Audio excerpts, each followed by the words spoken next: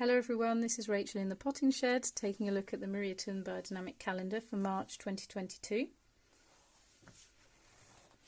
And before I look in detail at these pages, I thought I'd take a little moment to explain to you what these colourful sections mean. Now, in this calendar there's an absolute wealth of information based on years and years of research. And if you're interested in learning more, I really recommend you read some of the pages before and after the actual calendar. So if we turn to page 10, we'll find a section on star signs and constellations. And as the moon moves around the Earth in its orbit, it takes about 27.5 days. And as it orbits, it moves between us on Earth and the zodiac constellations in the sky. And most of us have an understanding of the zodiac in terms of our astrological birth signs and horoscopes. But what Maria Thus and her family have been doing for more than 50 years now is researching the effect of one of the things they've been doing is researching the effect of the moon's movement through the constellations on plant growth. So if you take a look at this little chart here, these are the constellations, 12 constellations that the moon moves through. And if you want to know what they are, there's a chart here, right at the front of the book. Now, each constellation is linked to an element, so earth, fire, air and water. And what Maria Thus and her family have been doing is researching also the effect of those signs on the different parts of the plant. So if you look here, this is an earth sign, Taurus, but it's also linked to the root of the plant. Water sign, Pisces, linked to leaf. We've got an air sign here, linked to flower, and fire sign here, linked to fruit and seed.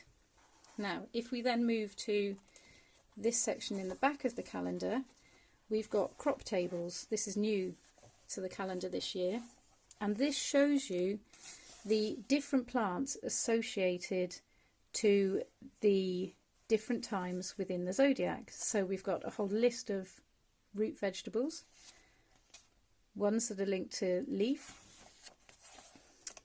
flower, and then fruit. Now, this table has been comprised over years and years of research looking at which plants respond best to the different times within those zodiac constellations.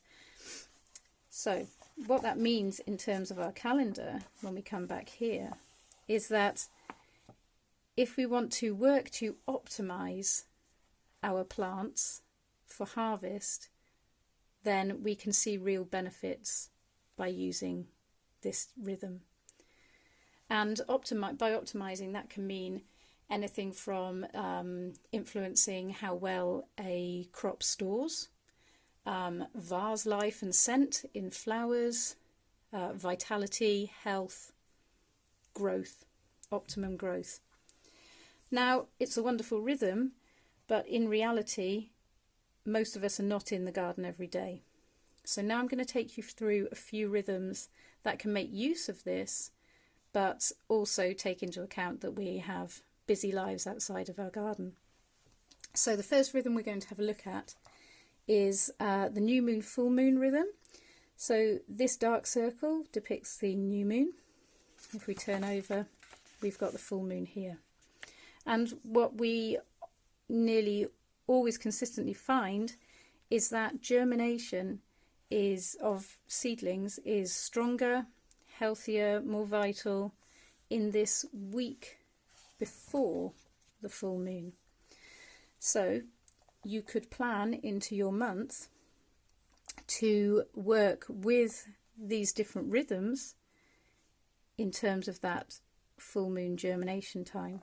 So I would be looking at sowing my root crops for March, my onions, carrots, radish, celeriac, beetroot, parsnips, in this root time before the full moon.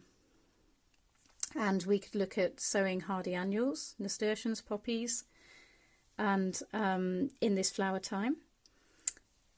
We could take our kale, rocket, parsley, landcress, spinach, chard, cabbage, lettuce, and sow them in this leaf time.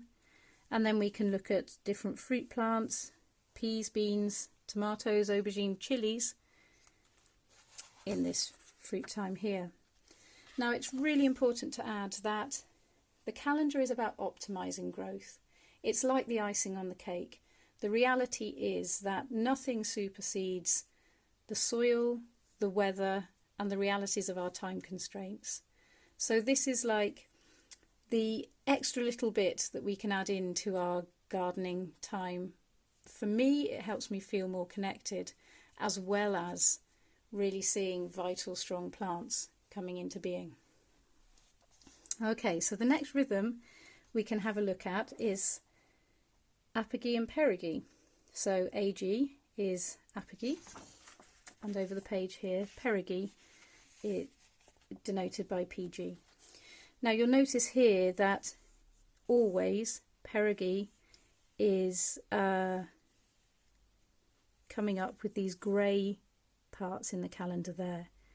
Now Perigee is the time when the moon is closest to the earth, and there's a really, really strong watery element that comes with that. And time again, research has shown that that period at Perigee, there's no beneficial elements to be working with. So it's best to do other jobs around the garden at that time. And sometimes there can also be effects that are unwanted from Perigee. If we germinate at that time, we often find that plants are leggy, not so strong, very watery. And if you want to learn a little bit more about that, we also have a section right at the back of on page 95, the effects of the moon at Perigee and Apogee. Okay, so the next rhythm I'd like to show you is the northern transplanting time, and that's shown by this green line here. And the northern transplanting time is a time when the moon is in its descending phase in the sky, and that is a time when the soil and the lower parts of the plants are really enlivened. Okay, so that's good for transplanting. It's good for working with the soil. So you can add your compost and your manure at that time. You could be hoeing and tending your plants at that time. And again, you can use this rhythm then for that. It's a very good time for dividing your snowdrops in the green. So you've got a flower time here that you could do that, and you can also divide your perennials then in that flower time in northern transplanting time here. Great time for digging in green manure, and you can get mulch around all your fruit bushes and onto your soil. So it's also really the last time for planting bare root trees and fruit bushes, and also your last time for pruning. So that would also be done in the northern transplanting time when the lower parts of the plant are strong. Okay, so I hope you have an absolute wonderful March. Remember that although we can get really excited that spring is coming, frost is also probably coming. So have your protection at the ready and enjoy the coming of the light. Bye-bye.